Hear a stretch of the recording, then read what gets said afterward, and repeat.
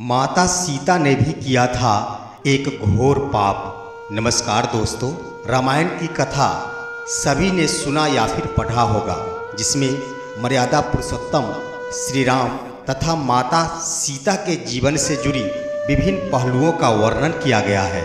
साथियों, इसी कथा के अंतर्गत इसी रामायण में यह भी कथा का वर्णन किया गया है कि मर्यादा पुरुषोत्तम श्री राम ने एक धोबी के बातों में आकर माता सीता को जंगल चले जाने का आदेश दिया था।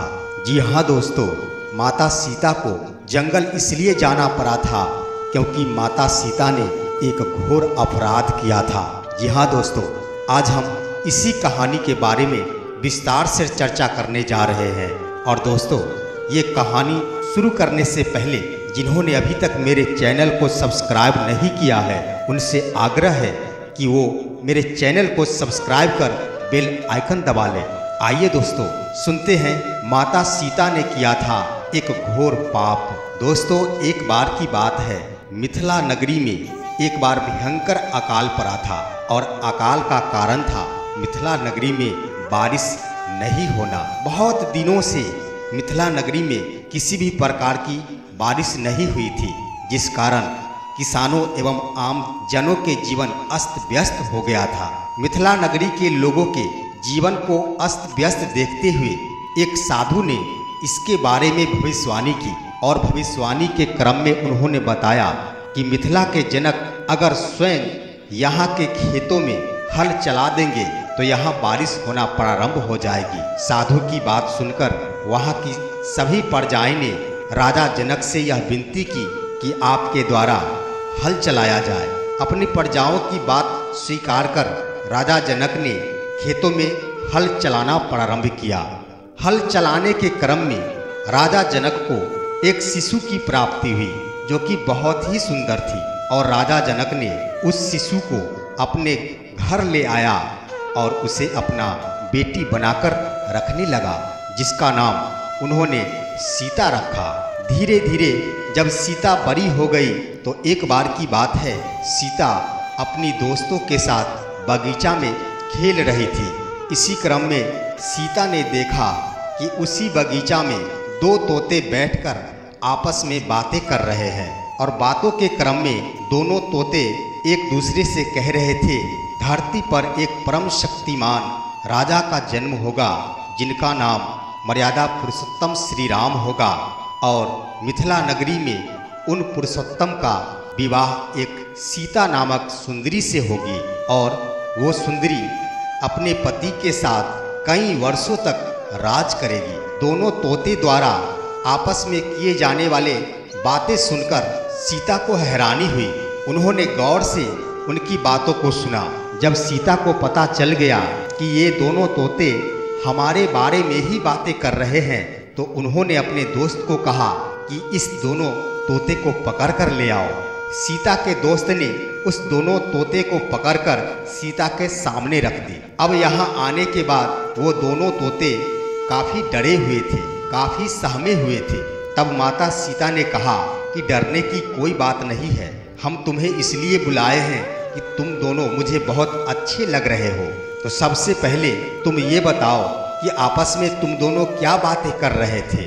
तब वह तोता बोलता है कि इस धरती पर एक परम शक्तिमान राजा का जन्म होगा जिनका नाम मर्यादा पुरुषोत्तम श्री राम होगा, और उनकी शादी मिथिला नगरी में एक परम सुंदरी सीता नामक कन्या से होगी, और दोनों मिलकर बरसों बरस तक राज करेंगे।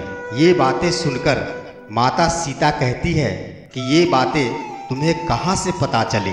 तब दोनों तोते कहते हैं कि हे सुंदरी, हम दोनों यहाँ के प्रचंड विद्वान महर्षि वाल्मीकि के आश्रम में रहते हैं, और महर्षि वाल्मीकि ने रामायण ग्रंथ की रचना की है, जिसका पाठ उन्होंने अपने शिष्यों को भी कराया है। शिष्यों को पाठ कराने के क्रम में ही हमने सुना कि इस धरती पर मर्यादा पुरुषोत्तम नाम के राजा का जन्म होगा, जो अपनी अर्धांगिनी के साथ वर्षों बरस तक यहाँ राज करेंगे, और उस सुंदरी कन्या का नाम सीता होगा। लेकिन हे सुंदरी, ये बात आप हमसे क्यों पूछ रहे हैं? तोता ने कहा। तब माता सीता कहती है कि तुम दोनों जिस कन्या के बारे में बात कर रहे हो वह कोई और नहीं, सीता हम ही हैं। अब तुम दोनों यहाँ से दूर नहीं जा सकते। मेरे पास तब तक रहोगे जब तक हमारी शादी राम से नहीं हो जाए। ये बातें सुनकर दोनों तोते काफी चिंतित हो गए। मित्रों, दोनों तोते में एक नर एवं एक मादा तोते थे। जब माता सीता ने उन दोनों तोते से कहा कि जब तक हमारी शादी मर्यादा पुरुषोत्तम श्री राम से नहीं हो जाती तब तक तुम लोग यहाँ से दूर नहीं जा सकते। तब नर तोते ने कहा कि हे सुंदरी, ये हमारी पत्नी है और ये गर्भवती है, हम इसके बिना जिंदा नहीं रह सकते। लेकिन उनकी बात माता सीता ने नहीं मानी। उन्होंने कहा कि नहीं, हर हाल में तुम दोनों को यहीं रहना होगा।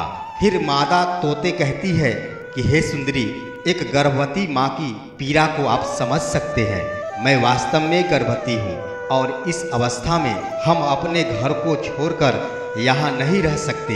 हम वनों के पंछी हैं, हमारा घर घोंसला होता है, हम वहीं जाकर अपने बच्चों को जन्म देंगे और उनका लालन पालन करेंगे। तब माता सीता कहती है कि नहीं, यहाँ तुम्हारी देखभाल हम बहुत ही बेहतर ढंग से करेंगे, तुम्हें किसी भी प्रकार की कठिनाई नहीं होगी। एक बार फिर से नर तोता ने माता सीता से आग्रह किया कि हे सुंदरी, आप मेरे पीड़ा को समझे। हम दोनों एक दूसरे के बगैर नहीं रह सकते, हमें यहाँ सुख नहीं मिल पाएगा। हमें अपने घर जंगल में जाने दे, वहीं हम चैन से रहकर अपने बच्चों का लालन पालन कर सकते हैं। ये बातें सुनकर माता सीता कहती है, जब ऐसी बात है तो तुम जा सकते हो, लेकिन मादा तोता यही रहेगी। ये बात सुनकर मादा तोता काफी गुस्से में आ गई और उन्होंने गुस्से में आकर माता सीता को श्राप दे दिया कि हे कन्या, जिस तरह से इस अवस्था में तुम मुझे परेशान कर रहे हो, तुम मुझे अपने पति से दूर कर रहे हो, तुम्हें भी इसी गर्भावस्था में अपने पति से एक दिन दूर होना होगा। ये मेरा श्राप है। और ये बातें कहते हुए मादा तोते की दुख से प्राण निकल गई। लेकिन नर तोते को माता सीता के यहाँ ही रहना पड़ा। अब नर तोता अपनी पत्नी के वियोग में घुट घुट कर यहाँ अपना गुजर बसर कर रहा था। लेकिन ज्यादा दिनों तक वह अपनी पत्नी का वियोग नहीं सह पाया और एक दिन गुस्से में आकर वह नर तोता ने भी माता सीता से कह दिया कि हे सुंदरी, मुझे अपनी पत्नी का वियोग सहा नहीं जा रहा है, अब मैं जिंदा नहीं रह सकता और मेरा दुखी दिल तुमको यह श्राप देता है कि मैं ही तुम्हें अपने पति से दूर होने का कारण बनूंगा और मेरे कारण ही तुम्हें अपने पति से दूर होकर जंगल जाना पड़ेगा। और यह कहते हुए उस नर तोते ने भी अपना प्राण त्याग दिया। और मित्रों, आगे चलकर वही नर तोते का जन्म एक धोबी के रूप में हुआ और धोबी के रूप में होने के बाद उसी धोबी ने पुरुषोत्तम श्री राम को सीता के बारे में बताया, जिसकी बातों में आकर श्री राम ने अपनी अर्धांगिनी माता सीता को अयोध्या छोड़कर जंगल चले जाने का आदेश दिया, जिसका नतीजा हुआ कि उसी गर्भावस्था में माता सीता को भी अपने पति से दूर होकर जंगल में भटकना पड़ा।